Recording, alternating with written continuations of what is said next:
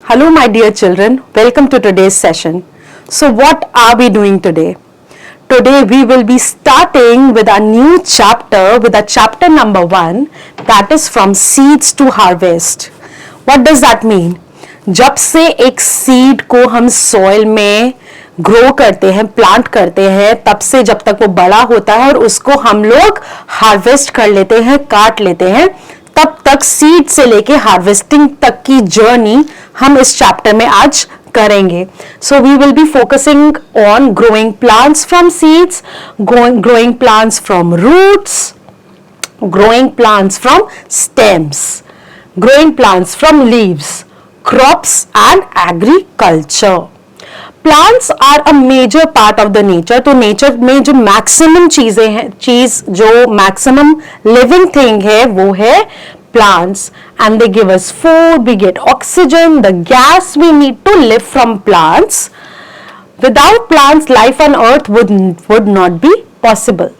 We must continue growing more plants because we are dependent on them. तो अगर हम चाहते हैं कि हम जिंदा रहें, so we have to keep the plants alive also.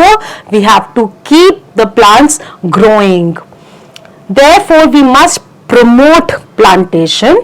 Plants grow not only from seeds but also from roots, stems and leaves. तो सिर्फ सीड से ही प्लांट ग्रो नहीं करते, डिफरेंट और प्लांट्स के पार्ट भी हैं जिससे प्लांट्स जो हैं वो ग्रो कर सकते हैं. So first of all let's see the basic one, growing plants from the seeds. If we eat apple और an orange, we find seeds inside them. New plants grow from seeds. तो seeds वैसे जो mainly plants grow करते हैं वो seed से ही करते हैं. और जैसे प्लांट्स जिससे हम एप्पल खा रहे हैं, ऑरेंज खा रहे हैं, it has seeds in it. उन सीड से ही न्यू प्लांट ग्रो करता है. Some seeds are not fully grown when they are separated from their parent plant. तो हमेशा जो सीड्स हैं वो अपने पेरेंट्स के साथ में नहीं रहते, वो बेचारे जब बहुत छोटे होते हैं वो अपने पेरेंट प्लांट से अलग हो जाते हैं. और अलग होने के बहुत सारे फैक्टर्स हैं, जैसे कि विंड है, वाटर है, एनिमल्स हैं. तो कैसे कुछ प्लांट्स अलग होकर ग्रो कर जाते हैं, बट कुछ जो सीड्स हैं वो अपने पेरेंट प्लांट से अलग होकर they get destroyed. Some seeds are destroyed by strong winds or heavy rains or are eaten by insects or birds. Some do not get the right soil or enough air and water. Such seeds do not grow into new plants. Seeds that survive develop into new plants when they get favorable conditions for growth. तो जब एक seed को सारी conditions मिल जाती हैं, right amount of sunlight, water, soil, या फिर उनको कोई डिस्ट्रॉय नहीं करता, तो वो एक न्यू प्लांट में ग्रो कर जाते हैं. So now there is an activity over here. So now what you can do is for few days you can soak some gram seeds, मतलब कि कुछ चने के दाने you can soak in the water. And now take one of these seeds. आप उसको देखोगे, you will notice that the outer covering which has swollen, अब वो थोड़ा सा मोटा हो चुका है outer covering, because now seed has water in it. उसने वाटर को सोक कर लिया है. This outer covering is the seed coat. अब ये जो आउटर कवरिंग है इसको हम क्या बोलते हैं? We call it seed coat. Now take off the seed coat. हमने सीड कोट को निकाल दिया. नाउ हमें इसके अंदर दो पार्ट्स दिख रहे हैं which is called cotyledons. So two cotyledons or seed leaves will be visible. If you separate them, a young plant will be inside. तो अब हमने उनको सेपरेट किया, अंदर एक छोटा सा प्लांट है. This young plant has very tiny root and shoot. So please perform this activity and you will be surprised to see this. The seed leaves contain food that will be used by the young plant. अब जो seed leaves हैं उसके वो जो young plant है उसको सारा food provide कर रहे हैं नए प्लांट में ग्रो होने के लिए। As long as the baby plant does not grow green leaves, तो जब तक उसकी ग्रीन लीव्स नहीं आती, जब तक वो फोटोसिंथेसिस करने के लायक नहीं होता, उसको जो सारा न्यूट्रिशन है वो कहां से मिल रहा है? सीड लीव से मिल रहा है। So it depends on the food stored in the seed. Seeds of some plants like gram, peas, beans have two seed leaves. They are called dicot. तो जिसकी दो सीड लीव्स हैं उसको हम बोलते हैं dicot. Di means two, dicot. And seeds of some plants like wheat, maize, rice have only one seed leaf. उसको हम क्या बोलते हैं? monocot. Monocot seeds. Mono means one. Monocot seeds. Now germination, the process by which seed develops into new plant is called germination. तो ऐसा process जिसमें जो seed है वो धीरे धीरे ग्रो हो रहा है न्यू प्लांट में, उसको हम क्या बोलते हैं? Germination. The following picture shows different stages of germination in a bean seed. Bean मतलब राजमा का दाना। तो राजमा के दाने में कैसे वो एक नए प्लांट में ग्रो हुआ है with all the favorable conditions, उसको हम कह रहे हैं germination. These are the different stages. So during the early stages of germination, the seedling get the food required for their growth from the cotyledons. तो अभी जब बिल्कुल नया नया सीड हमने डाला सॉइल में, जब तक उसकी लीव्स नहीं आई, ग्रीन लीव्स, जब तक वो फोटोसिंथेसिस नहीं कर पा रहा, जो बीन्स का सीड लीव्स है, जो उसको वहीं से न्यूट्रिशन मिल रहा है, फूड मिल रहा है। Air, moisture and warmth, that is sunlight, are the conditions necessary for germination. This is because a germinating seed needs air to breathe. Water makes seed coat soft. This helps the baby plant to crack the seed open and come out. तो जो water है वो seed सोक करता है, soul कर जो swell हो जाता है, फिर जो एयर है उससे अंदर का जो प्लांट है वो ब्रीथ करता है। धीरे धीरे जैसे एग ओपन होता है ऐसे सीड ओपन होके जो प्लांट है वो बाहर आ जाता है। सी, छोटा सा प्लांट बाहर आया, धीरे धीरे उसकी रूट्स आई, धीरे धीरे वो और बड़ा होता गया, सॉइल में अंदर जाता गया, और फिर जब वो ऊपर शूट उसकी आई, उसमें जो है जब कॉटिलेडन्स ओपन हुए, ग्रीन लीव्स बाहर आई, धीरे धीरे वो ग्रीन लीव्स ने जब फोटोसिंथेसाइज करना स्टार्ट किया, सनलाइट से एनर्जी लेकर फूड बनाना स्टार्ट किया, तो वो और बड़े प्लांट में ग्रो हो गया और फिर वो फुल्ली ग्रोन प्लांट बन जाता है। To become active, the cells of the seed require warmth. The seedlings absorb water and nutrients from the soil with the help of its roots. Air also reaches the seed through pores in the soil. It develops seed, leaves and grow into a plant. That is why soil is so important for plant growth. Plant से सारा water और minerals जो है वो plant को मिलता है. Now what is dispersal? Dispersal, the process by which seeds are scattered away from the mother plant is called dispersal. तो अभी हमने पढ़ा पहले कि जो सीड्स हैं, मोस्ट ऑफ द सीड्स हमेशा अपनी मदर प्लांट के साथ नहीं रहते, वो अपने मदर प्लांट के साथ से अलग हो जाते हैं और इस प्रोसेस को हम बोलते हैं dispersal. Dispersal is carried out by wind, water, animals and by explosion of fruits. तो जो डिस्पर्सल है जिससे सीड्स अपने मदर प्लांट से अलग होता है, उसके बहुत सारे फैक्टर्स हैं. विंड से, वाटर से, एनिमल से, या फिर खुद जो फ्रूट है वो एक्सप्लोड करता है, उससे भी डिस्पर्सल होता है. We will see it one by one. Wind, seeds of cotton, dandelion, hiptage and madar are light and have hair or wings, so they can easily carried by wind from one place to another.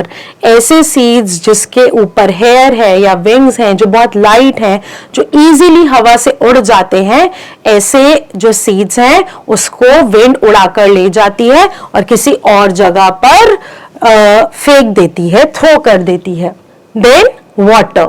The lotus has a spongy part and the coconut has fibrous covering to enable them to flow on water. तो ऐसे कुछ seeds हैं जो water के साथ flow करके दूसरी place पर चले जाते हैं. फॉर एग्जाम्पल लोटस, जिसका जो सीड है that has a spongy part, और जो कोकोनट है जो उसका सीड है that has a fibrous covering, so it gets floated away with water. Water carries these seeds from one place to another. तो अब एनिमल्स क्या होता है, जब एनिमल्स प्लांट्स के पास जाते हैं उनके फर से जो सीड्स हैं वो स्टिक हो जाते हैं.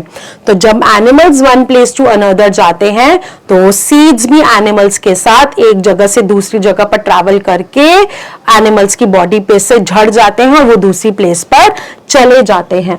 Some seeds such as cockleburr, xanthium, tiger nails, speargrass have hooks or spines.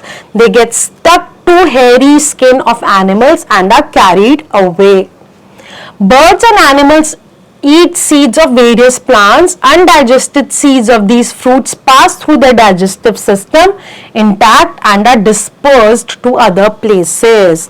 तो जब सीड्स बर्ड्स खाती हैं या एनिमल्स खाते हैं तो उनके डाइजेस्टिव सिस्टम में जो सीड्स डाइजेस्ट नहीं हुए वो उनके डाइजेस्टिव सिस्टम से इन अ फॉर्म ऑफ फीसेस और poop it comes out and it is carried away to different place. Now explosion. Some fruits like peas in a pod, जो peas है pod में, वो जब open होता है अपने आप तो it explodes. तो जो वो explode होता है, जो उसकी seeds है वो थोड़ा सा distance पर जाकर गिरते हैं. तो the force of explosion helps to scatter the seeds. Seeds of, this is the picture of dispersal of pea plant by explosion. New plants can also grow from the roots, stems and leaves of a parent plant in addition to the seeds. Now growing plants from the roots. Roots से कैसे new plants grow होते हैं? Carrot, radish, sweet potato, turnip, beetroot and dahlia are few examples of plants whose roots can grow into new plants. Okay. Now root tubers found in some plants can develop buds that will that can produce new plants. तो अभी basically होता क्या है कि जो एक radish है या कैरेट है दैट इज अ रूट, हम उस रूट के टॉप पार्ट को कट करके नई जगह अगर ग्रो कर देंगे तो वहां से एक न्यू प्लांट आ जाएगा. Now growing plants from stems. तो potato is a stem. A potato is a stem that grows underground, जो वो अंडरग्राउंड ग्रो होता है बट वो एक स्टेम है. And has birds called eyes. तो पोटैटो के ऊपर छोटे छोटे बर्ड्स होते हैं जिसको हम आईज बोलते हैं. तो any potato part with birds can develop into a new plant. तो जो भी पोटैटो के ऊपर बर्ड है, जो आई है, वो एक न्यू प्लांट में ग्रो हो सकती है. Other underground stems from which new plants emerge are onion and ginger. Alright. Now एक और मेथड है जिससे हम स्टेम के थ्रू न्यू प्लांट को ग्रो कर सकते हैं. सो फॉर एग्जाम्पल एक प्लांट, एक स्टेम है किसी प्लांट की, हमने उसको एक एप्रोप्रिएट जगह से कट किया और जो स्टेम है उसको न्यू जगह पर ग्रो कर दिया, प्लांट कर दिया, तो वहां से भी एक न्यू प्लांट ग्रो कर जाएगा. So stem cutting are used to grow some plants including rose, sugarcane and hibiscus. In such plants, new plants can grow from the stem cutting of the mother plant. So, the stem is cut at an appropriate place. The cut portion of the stem is planted in soil and the stem cutting grows into a new plant if watered regularly. Now, growing plants from leaves. Leaves से कैसे new plants grow होते हैं? जैसे कि bryophyllum leaf है. The bryophyllum leaf has many buds on it's margins. तो ये जो मार्जिन है इसके ऊपर ये लीफ बड्स हैं. New plants can grow from these buds when the bud falls on moist soil. तो जो लीफ के आसपास जो बड्स हैं, वो बड्स जब गिर जाती हैं सॉइल में, तो वो सॉइल में से न्यू प्लांट ग्रो कर जाता है. Now let's scratch our brain a little bit and see what have we learned till now. What would happen if too many seeds are sown very close to each other? तो जब बहुत सारी seeds एक ही जगह पर close area में होगा, तो उस एरिया में जो रिसोर्सेज हैं वो लिमिटेड है. सॉइल लिमिटेड है, वाटर लिमिटेड है, सनलाइट लिमिटेड है, जगह लिमिटेड है. So they will be, if they are very close, उनको पानी कम मिलेगा, उनको मिनरल्स कम मिलेंगे, and each plant will fight for these resources, and ultimately उनमें से कुछ प्लांट्स जो कम resources absorb कर पाएंगे, they will die. Why do seeds of coconut float in water? Because it has a fibrous covering. Crops, plants that are grown in large quantity in a particular area or region during a particular season are called crops. So supposingly अगर एक rice का plant है, हम एक particular season में एक जगह पर राइस के प्लांट्स बहुत सारे ग्रो कर देते हैं together, what are they called? They are called crops. Similarly wheat, barley, तो इन सब के sugar cane, जब एक एरिया में एक ही तरीके का प्लांट बहुत सारा ग्रो कर दिया जाता है, प्लांट कर दिया जाता है for some purpose, basically for domestic purpose or for selling purpose, they are called crops. If we know the conditions that are suitable for germination of seed, we can grow better crops. A good crops adds to wealth of a country. तो कैसे कि जो crops हैं, अगर हम लोग उसको purposely उगा रहे हैं एक्सपोर्ट करने के लिए, उससे बाहर का पैसा कंट्री में आता है. It adds to the wealth of the country. Various crops are grown by farmers during different season. Crops like wheat and gram grown from November to April are called rabi crops or winter crops. तो winter में कौन से crops grow होते हैं? राबी crops. और कौन से हैं वो? Mainly wheat and gram. And crops grown from June to October are called kharif crops or monsoon crops, जो कि rice, maize, bajra, jowar and kharif crops हैं. तो मॉनसून टाइम में जिसमें इरिगेशन ज्यादा चाहिए रहती है, वो क्रॉप्स कौन से हैं? Rice, maize, bajra, jowar and kharif. Wheat is grown in sandy soil of Punjab and Uttar Pradesh. तो उत्तर प्रदेश की सॉइल में ग्रो होती है wheat. Jowar and bajra are grown in sandy soils like of Rajasthan. And maize grows well in dry soil of the plains or hills. Onion and groundnut. Groundnut क्या होता है? मूंगफली. Need well drained sandy soil. And on the other hand, rice and jute grow in clay soil. Clay soil जो बहुत ज़्यादा, जिसमें water retain हो सकता है, which holds plenty of water, and that is why more rice grown in and around West Bengal. So West Bengal में कैसी soil है? Clay soil है, जो suitable है किसके लिए? राइस के लिए. इसलिए बंगाल में सबसे ज्यादा राइस ग्रो होता है, एंड वेस्ट बंगाल में सबसे ज्यादा राइस खाया भी जाता है. Cotton grows well in the black soil of central and western India. तो वेस्टर्न इंडिया कौन सा है हमारा? राजस्थान, गुजरात, वो सारा जो साइड है, और सेंट्रल जैसे कि मध्य प्रदेश, यहाँ पर बहुत सारा ब्लैक सॉइल है which is very suitable for cotton crops. T plants grow in slopes of hilly regions like Assam, Darjeeling, because they require moist and well drained soil. तो असम की जो ईस्ट कंट्रीज हैं, वहां की जो सॉइल है, that is very suitable for tea plantation. And in coastal regions like Kerala, Goa, coconut trees are found. So हर जगह की सॉइल के हिसाब से, एनवायरमेंट के हिसाब से डिफरेंट क्रॉप्स वहां ग्रो किए जाते हैं. Now agriculture. To feed the entire population of the country. एक कंट्री की इतनी ज्यादा पॉपुलेशन होती है, तो पूरी कंट्री की इंटायर पॉपुलेशन को फीड करने के लिए, उनको प्लांट्स खिलाने के लिए, the plants need to be grow on a larger scale. The practice of growing plants on a large scale is called agriculture. Crops need water and nutrients from the soil to grow well. Nutrients are provided by manures and fertilizers. Specific fertilizers provide one or more nutrients, whereas manures generally improve soil fertility by increasing humus content. What is humus? Dead plants and animals, remains of dead plants and animals. तो जो हमारी जो manure है वो soil में overall humus की content बढ़ा देती है, ओवरऑल सोइल को जो है वो फर्टाइल बनाता है, वेयर एज जो हम फर्टिलाइजर्स ऐड करते हैं वो एक या दो न्यूट्रिएंट्स जो उस क्रॉप के लिए नेसेसरी हैं वो प्रोवाइड करते हैं. Fertilizers like urea, superphosphate, ammonium sulfate and nitrate are added to the soil. तो कुछ fertilizers के नेम क्या क्या है?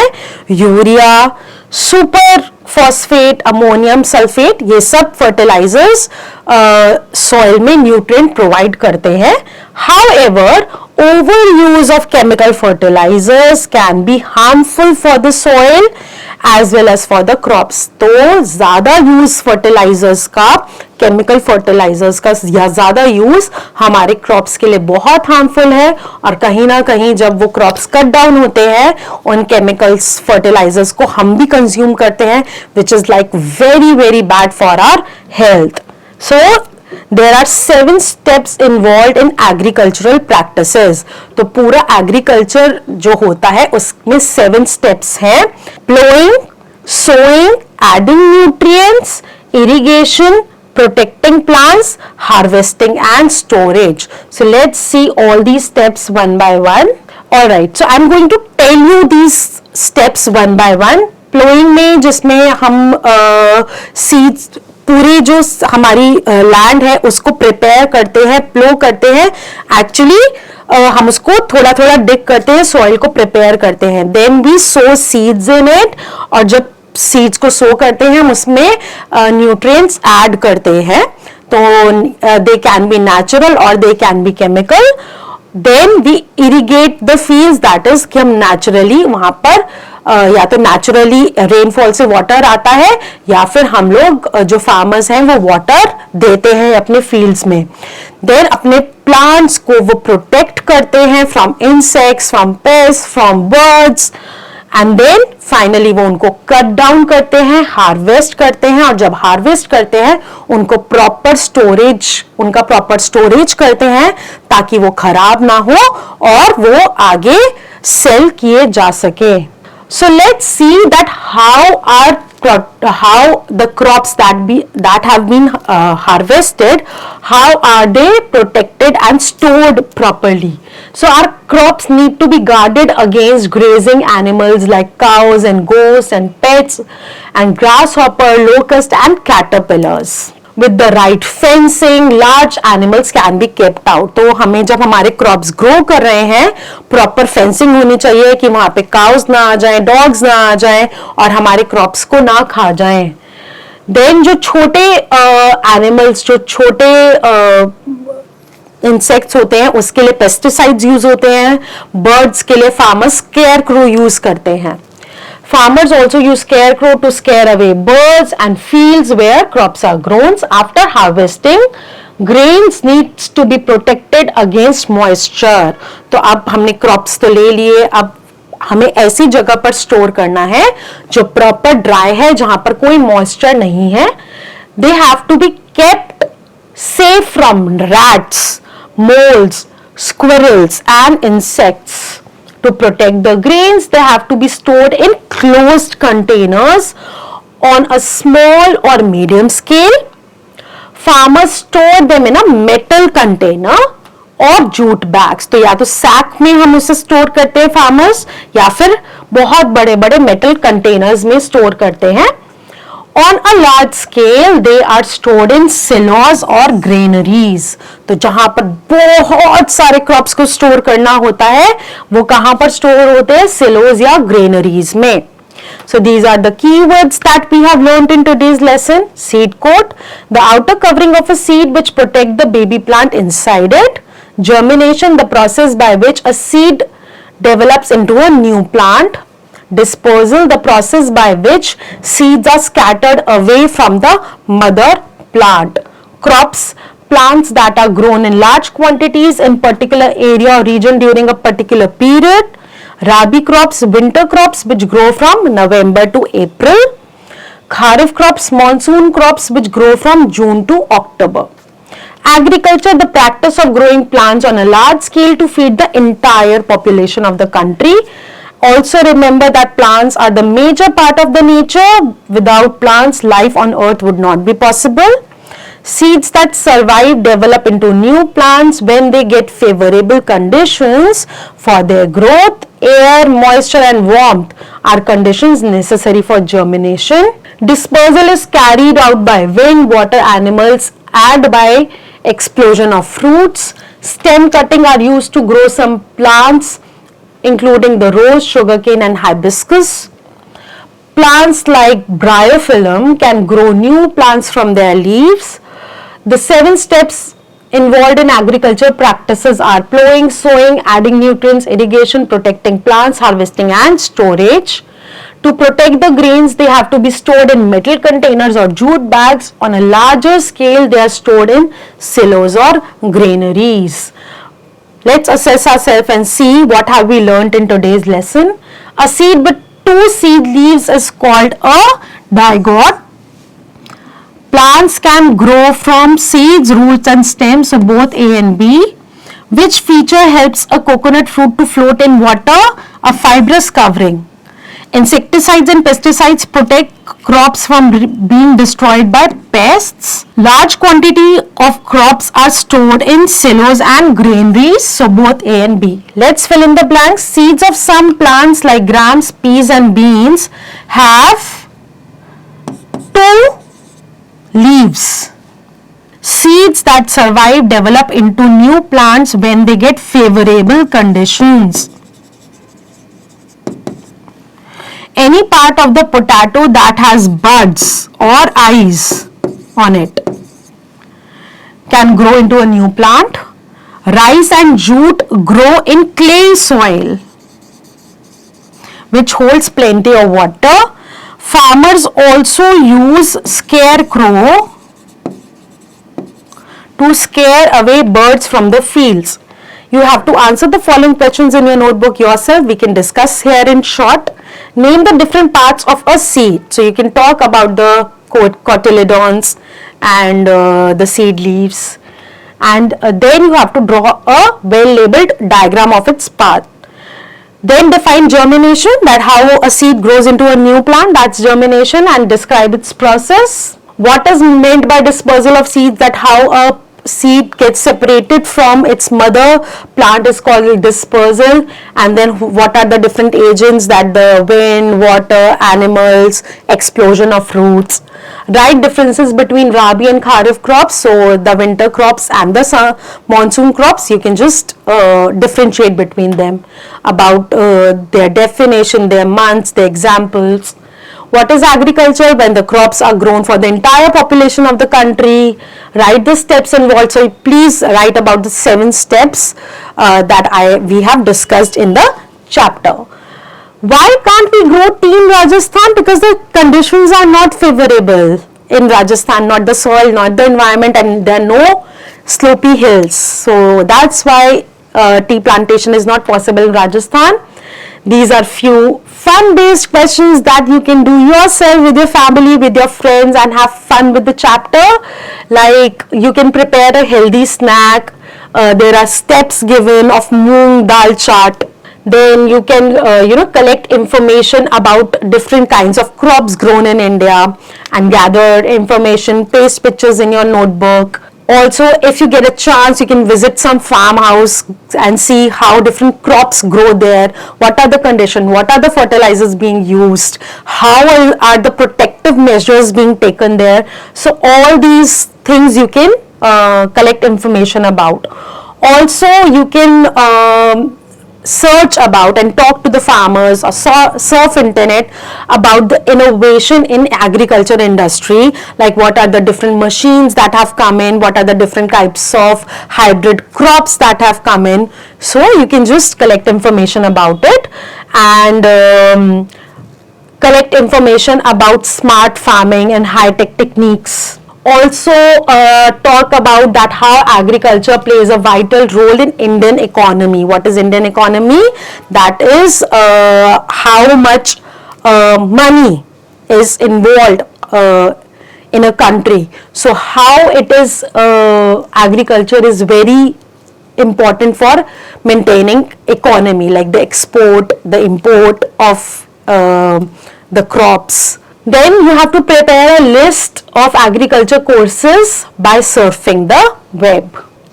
Also, there are some indoor plants available, and there are some seedless plant available in the market. You can use them to decorate your house and keep the oxygen content very well maintained inside your house. So that's all in today's chapter. I hope you have learned a lot in today's lesson, how crops are being grown, and how are they being protected, how are they important for the economy of the country, and you will find more information about it. Keep learning, keep shining. Bye bye.